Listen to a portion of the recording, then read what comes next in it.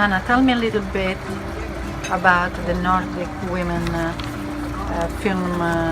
NordicWomeninFilm.com. Film.com. Yeah. Well, it's actually because it was part of our gender action plan, and the reason we did it was it's very common to hear the argument that you can't find any female directors, they aren't good enough. And you can see in history that women are actually erased out of history. And that is, I mean, the first long narrative director in the States, people usually claim it's Griffith with The Birth of a Nation, which is not true. It was Lois Weber, and she made 100 narratives, and no one remembers her. And that's exactly what happens to women.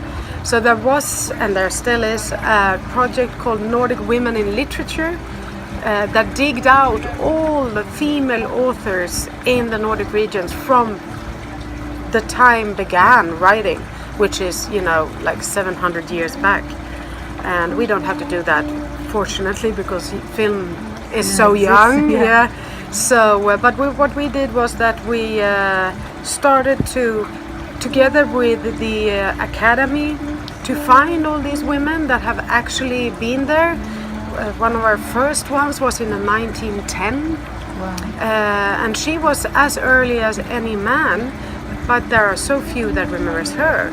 So we made this site to get them alive again and being role models, and we have in the site as well, we have interviews with now existing directors, and now it will be like a Wikipedia that people contribute with their own material, and so it will be filled up with other female film workers. It's not only directors, it's cinematographers, editors, producers, scriptwriters, and directors.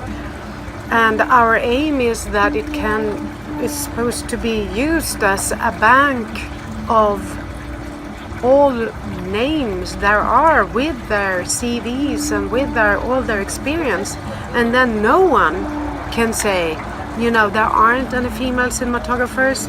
Then we can just say, yeah, okay, you can go in there. Here you have a link. Here you have everyone. Try it. Yeah. So that's a way of both being role modeling and educating and being a job maker. Okay, Anna, so what's your perception of our situation here in the United States for female, not just directors, but for women in film? Well, it's a tricky situation as there are only private money, and unfortunately the private money don't go where quality is. They go where they have the perception themselves that is the best for themselves.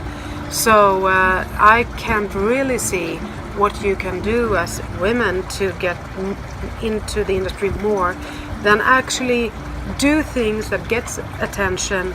It was obvious last year during the Oscars when Cate Blanchett and Patricia Arquette and whatever their names are, Meryl Streep, Emma Watson, they started talking about how it is being a woman. And when the superstars talk, then the media listens, and then it's not okay any longer. So you will just have to keep that awareness high up, finding out new ways of doing, so you can talk about what people are doing. And